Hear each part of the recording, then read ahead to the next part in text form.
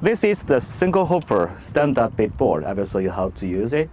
We just go move forward and turn left, turn right, and back. It has the cruise mode, how to use it. When we move forward, just hold this move forward, push it, and click the top button. Now it's already in the cruise mode. And when you want to stop the mode, and just click here again. Right, we stopped.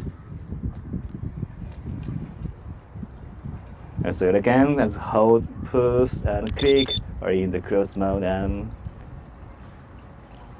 when you want to stop the mode, and just click here again.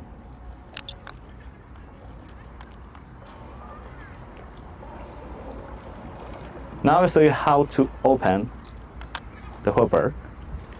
It is very easy. You can click left or right button.